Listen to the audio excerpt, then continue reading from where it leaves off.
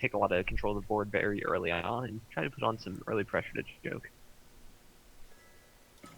Looks like j0k sees this coming, though. He's going to make a few prayers of his own to take that control first.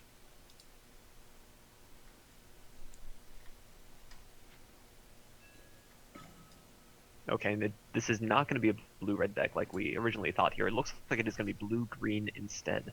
We see this Vine Wall coming out, and this Vine Wall is really just useful as a cheap taunt and nothing else. One of the nice things about it is that creature removal like Last Nightmare or even direct damage like Soul Drain or Cypher's Wrath can't touch the Vine Wall, so you just have to attack it with creatures until it's dead. But doesn't Vine Wall help you a lot though? Like it slows down your opponent.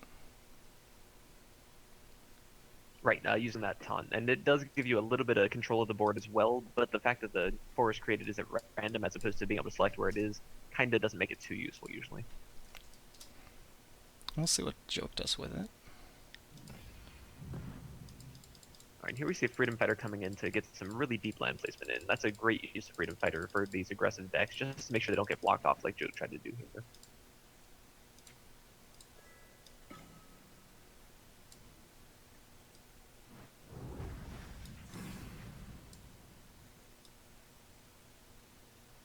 Alright, we see this a good trade with Tyranax into the Freedom Fighter. Be interesting to see what he does to defend against this, but it's entirely possible he's actually just going to choose to go aggressive instead. And here we see a Steamforged Enforcer be drawn from Starossi. It's a very powerful play, especially on this turn. I think we are probably going to see that one come down.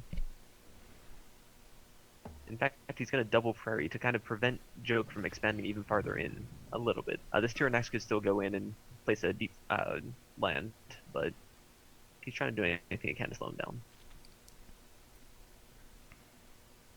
How good is the yellow? This yellow. I mean, to me it looks like a yellow rush deck basically. How good is that? Would you say against the blue and green that we see j0k doing? Well, the yellow neutral rush deck, which is what this is, it runs a couple neutral creatures and that sort of thing. It has a lot of punching power, but if it doesn't get a good start early on, then the blue-green deck should be able to race it. We kind of see that going on right now, as a matter of fact. This Vine Wall is definitely going to slow down Starossi, and this Tyranax is going to start attacking as well as some other creature for next turn.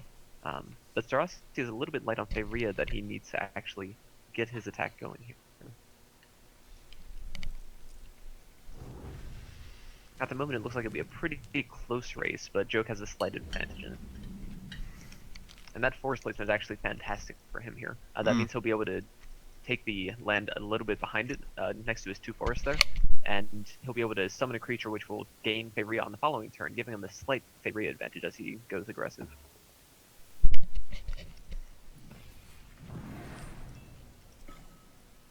The biggest downside for him... Yeah, sorry.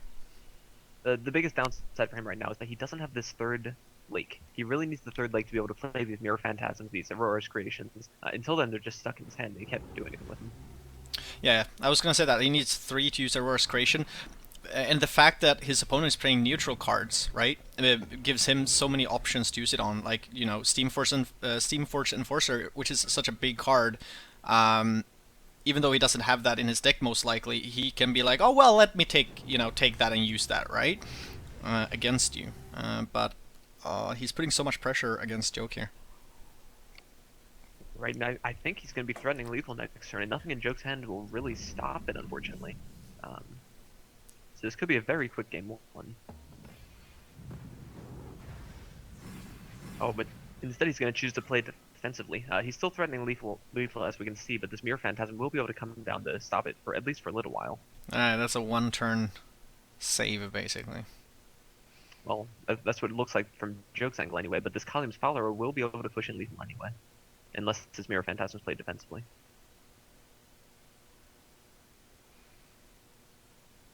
That is true. I missed that Kalium Follower.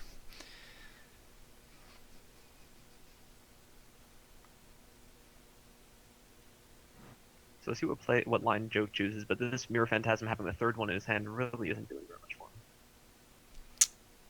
There's a lot of Mirror Phantasms in his hand, that is true. But I have a hard time seeing it. Okay, I was about to say, this is one option that he does have. He's playing this extra Freedom Fighter. Looks like he might actually use this to block off this desert. Unfortunately, that doesn't quite save him here. Yeah. What did that accomplish? I really don't know why that attack came in there. Um, but I was about to say blocking off the desert doesn't even really do it because Yeah. Starossi is able to make a new desert anyway. Um, yeah, I'm really not sure Should what have that done attack that was, but first then, maybe. Yeah, oh that yeah, the was... Unbound Evolution definitely should have come out first. Yeah, Um, should have gambled first. now this will still save him from lethal though. But that means that if he had played the Unbound Evolution first, he'd have a further 3 damage on Starossi. Here's a problem Wow, though that's that I see, which is that j0k can do 8 damage next turn, and but then he has to skip turn war, right? Like I don't see, unless he draws something amazing, he doesn't get lethal next turn, which is what he needs to win this round. right. I Otherwise, think he's probably gonna be looking for a green buff or yeah. something like that to push into this last point of lethal. Yeah, he would definitely be in a better situation if he played that Unbound Evolution a little bit earlier on.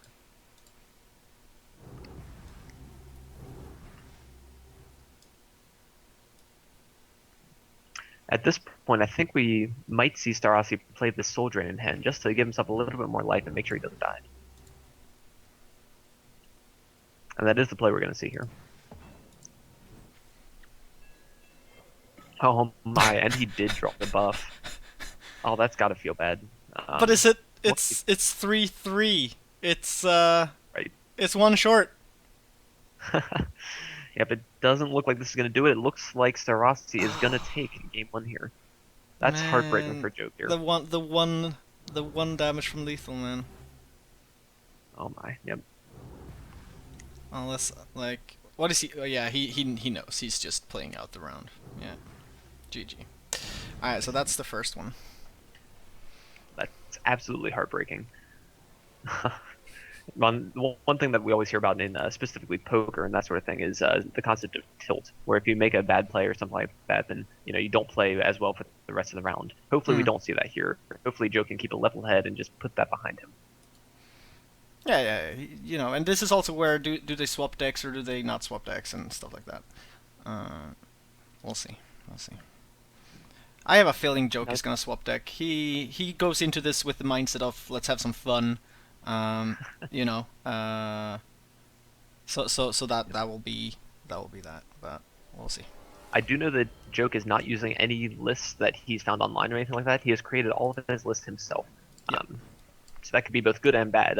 It could be bad because it's not quite as refined as some of the lists out there, but it could be good in that, it could be a lot of things that people aren't expecting.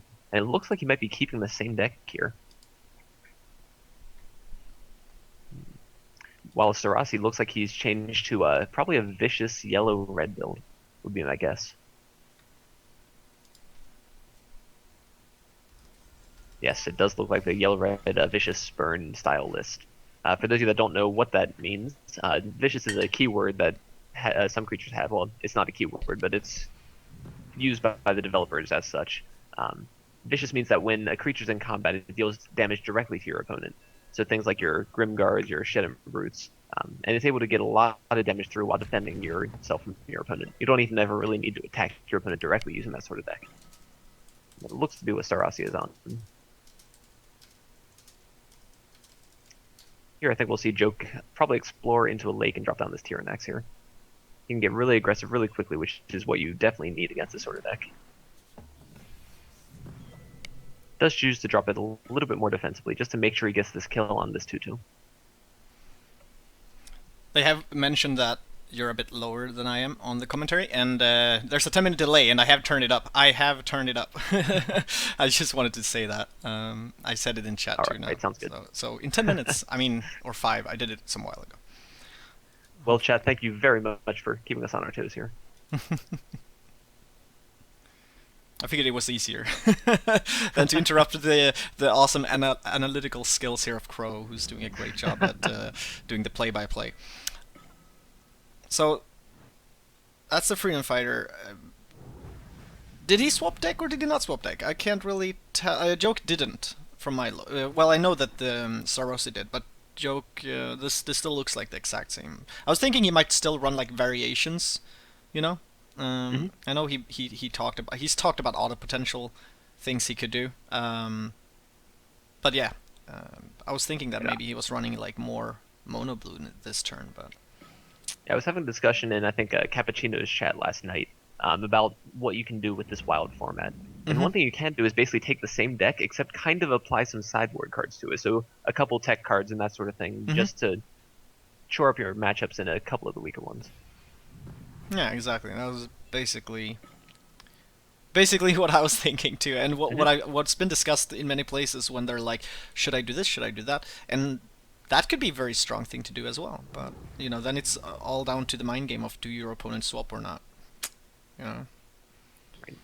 Now here I think we're going to see the one of the creatures come in and trade for this 3/3.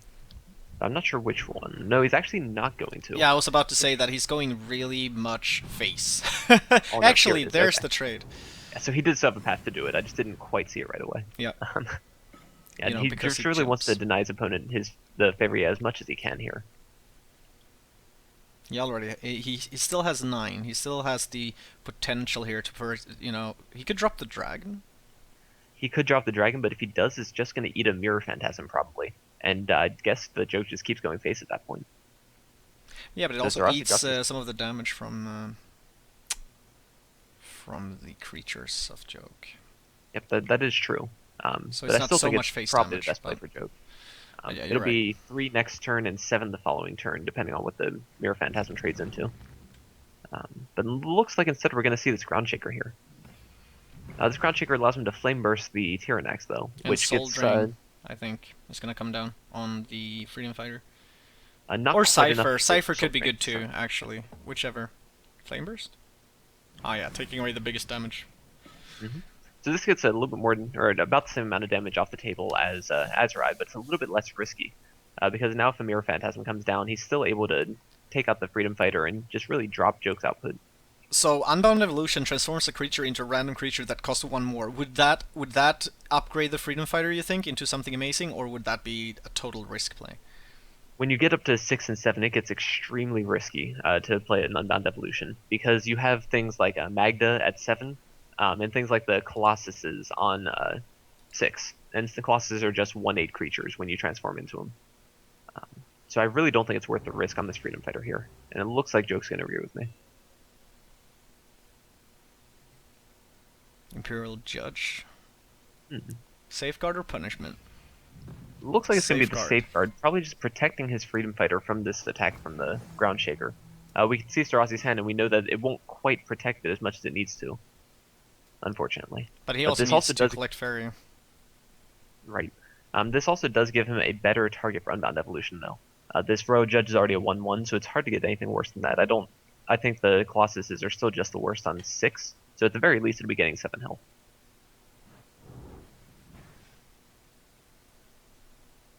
Right, we are going to see probably the Soul Drain come down here.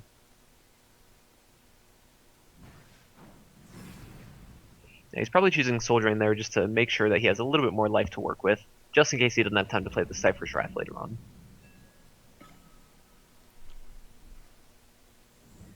Oh, and there it is. The Unbound Evolution showing exactly the worst things it can transform things into. He, Sometimes with green decks, this isn't the worst, though. yeah, If he can get a buff down on this creature, it's going to be pretty good for him. it turned into a tank, basically. At the same time, 1 Faeria plus 7 health, that's a pretty good card.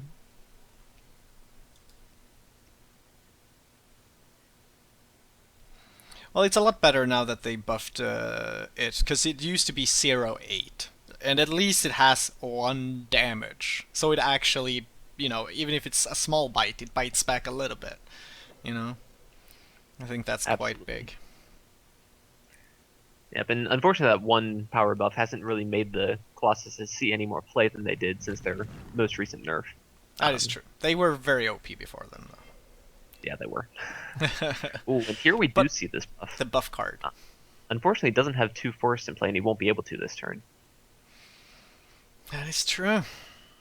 Yeah, he But at hasn't the been same time, drawing anything that really needs a forest, so he hasn't been needing any forest, but, even though you have forests in your deck, isn't it wise to at least put down 1 forest at some point to be able to play those cards when you get them? it seems like it would be to me, but apparently Joke has something else in mind. I think he needed the 3 lakes And then he was gathering a couple Faeria last turn, if I recall correctly, just to make sure he was able to play his cards and keep up the little bit of pressure that he needed. Yeah, it does. Yeah, it does take away a little bit of momentum, a little bit of other options when you are putting down a land that doesn't give you any benefit at that very moment. It's just something I think about when playing these mono decks. When I'm like, okay, so I haven't drawn a single of the other cards I have 50% of, or whatever, right? And trying to at least be like a little bit prepared. Also, at the same time, maybe not giving information to my opponent, but still. There we go, Aserai eating up those damage. Azrai coming down does a huge blow to Joke here. These Rainforest Explorers don't quite get strong enough to even contest Azrai either. Yeah, how good would you say Rainforest Explorers are in this deck? So they're interesting. Obviously, it takes a little while. You can't just play them right off the bat like you can a lot of neutral cards. But it's a 4/6 for 4 Faeria, which is a better deal than Tyrannex is. So it seems like it's a pretty strong play to me.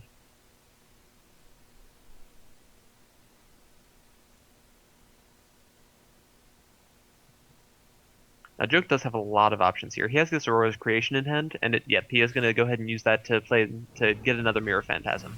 Probably on the Azrai, just to make sure that Azrai can't trade off into anything for free. That's a good way to do it, I think.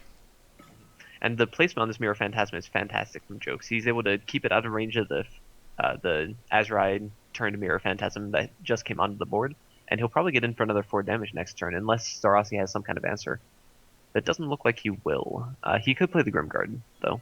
Is it funny that right now Joke actually entered the giveaway in Twitch chat? Gotta get those packs, man.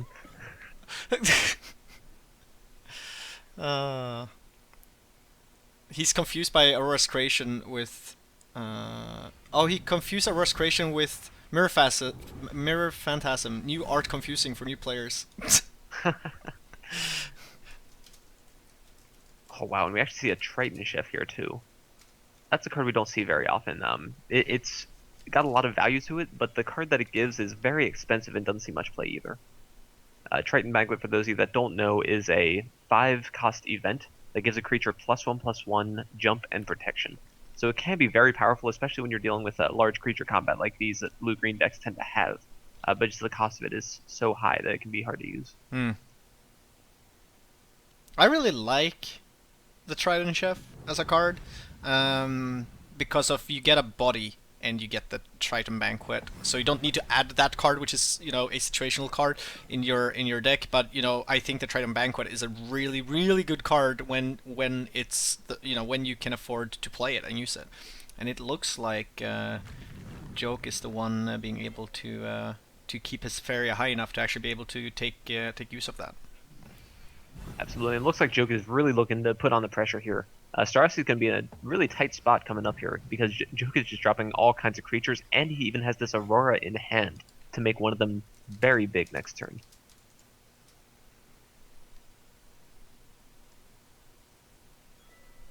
On top of that, he's able to take control of both the Faeria wells on the right side and completely cutting Starossi off from them. The Scourge Flame Spectre could spell a lot of problems, though. Yeah, the 3 damage to your opponent is huge when you're down to 7. Here we kind of see the duality between these decks. We have Joke being on his opponent's side of the board the entire time, but Starossi hasn't played anything anywhere near Joke, but Joke's down to 7 HP already, and the Scourge Flame is going to bring him down to 4. But with a Tiki Caretaker, he can bring Starossi down to 1 life. Actually, it's such a close game right now. Oh no, he's short of Faeria. Yep, he's exactly 1 Faeria or 1 damage short of lethal. Yeah, everywhere I'm looking, he's 1 short. Yep, I think because of that, I would probably use the Rainforest Explorer. No, this is so hard though. I would probably use the Rainforest Explorer to attack in the face and use the Freedom Fighter to trade into the Scourge Flame, and that is what it looks like he's going to be doing. Yeah. Yeah, I don't think there's a good way for Starossi's deck to deal 4 damage quickly from something like this. Yeah. So I think Joke is going to be just barely out of reach. We see this Grimguard in hand, though, that could cause a lot of problems still. Oh my, actually no, the land placement for Starossi just doesn't work out here. If he had a mountain next to this Rainforest Explorer, Grimguard would be a fantastic play. But as it stands, he's not able to get the Grimguard in close enough to that 4-6 to prevent the lethal. Damn. Oh wow, that was right down to the wire there. Oh, that's so lovely, man. I love it. Oh wow. That's So a the that's 1-1 then. We're going into the deciding game. yep, the deck switch for Starossi definitely not working out for him there. I wonder if he's gonna switch back to his first deck here. What do you think? Starossi or Joke? Hmm. Oh god, sorry, Joke didn't switch. Starossi, yeah, Starossi. Oh god, I don't know. I would like to just see a third. I would like to see a third deck actually. That would be a first, I think. I want to see. I want to see more different things. That's. I'm here for the fun, man. Like I just want to see more different things. It would be fun to see Joke switch, but he's. It's like we talked yesterday about the fact that if you're 1-1 with a deck, you might just bring it into a third game if you feel confident playing it. And after winning with it, wouldn't you feel confident playing it? Most likely, I think the thing at the back of Joke's mind is gonna be if his opponent is gonna switch back to his first deck or not, because that matchup did seem a little bit one-sided. So I don't know. We'll see what Starossi chooses to do here. I think that's probably who we're waiting on here. I think Joke has put a lot of time into this deck, and he's pretty confident with it no matter what. But other people don't know what's in the deck. They don't really know how to fight against it necessarily.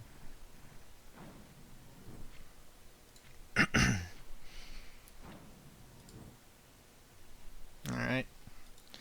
Well, Joke didn't switch.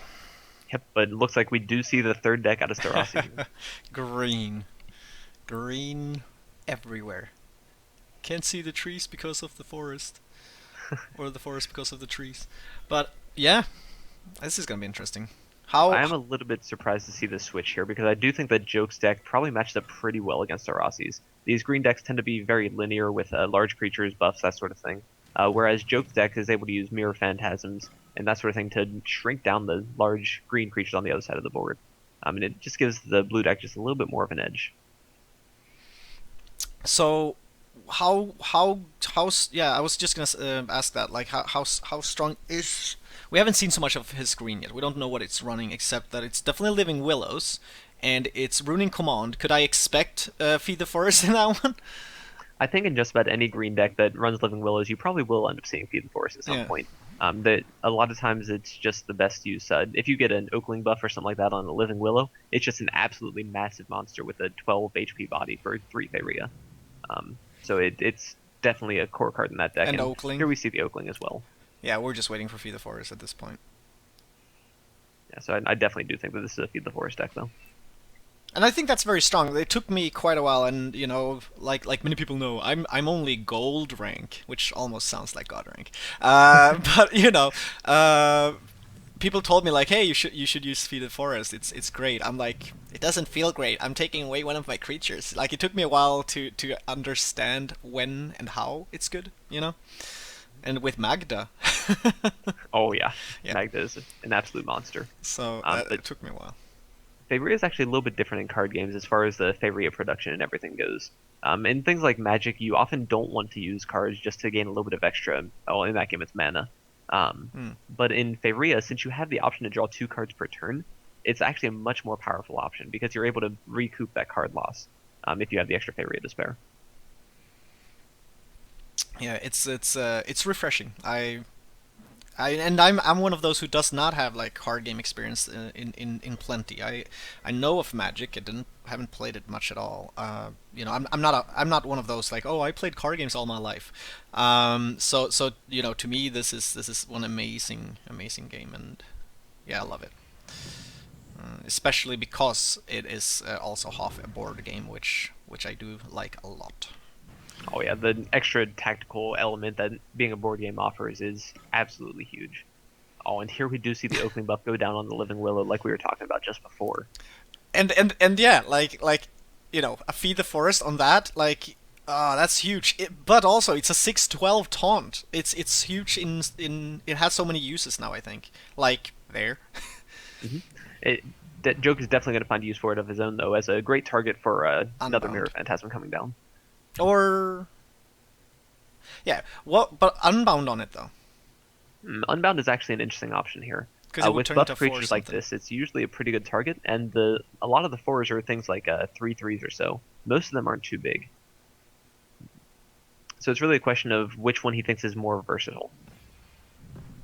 But I think both Mirror Phantasm and Aurora's Creation into... Just Unbound. 2/2 Fire Elemental, yes! That's about the best target you can get here. Oh, I love that. Best card in game, calling it here. Unbound Evolution. I just love the gamble aspect of it. The only reason I don't like this play is because now he's left with 3 Aurora's Creations in hand. If Starossi is able to somehow gain control of the board, then it's going to be really hard to use these Aurora's Creations. But with a mono green deck like this, it's going to be really hard for him to do that. Aurora's Creation, like... I'm thinking here, because he's also running green, why don't just take one of those, like... Just wait for, like, a good... I mean, he could definitely take use of those green creatures that he's dropping, is what I'm thinking. He can, but the Aurora's Creation doesn't copy any buffs or anything like that, so if he's on the Living Willow, he'd just be getting a 1/7 right now. Oh, that's okay, not too impressive. Right. And also, but it does keep the taunt, right? Like, it's a copy of the card. I'm thinking like stuff like, you know, getting more Tiki Caretakers or other stuff that might come out later. Otherwise, obviously, using it on his own Mirror Phantasms to just be able to just Mirror Phantasm everything is obviously interesting and a good choice. Absolutely. And I think after this game, Starossi might start having nightmares about these Mirror Phantasms. Dude, here. they're everywhere. And like we said, the art is new and it's amazing. At this point, having these 3 Aurora's Creations in hand, these Mirror Phantasms are just going to completely snowball. Anything he plays will get traded off just into one Mirror Phantasm, and j0k is continuing to drop a new one every turn. And he'll be able to do this for the next 3 turns, so unless Starossi can play 2 things in a turn, he has absolutely no way of coming back here. Yeah. I mean, it's like Starossi's he's just wasting his buffs basically. He's just throwing them on stuff and getting no value out of them. Right, and we are definitely seeing the value of these Mirror Phantasms against this sort of green deck here. Hmm.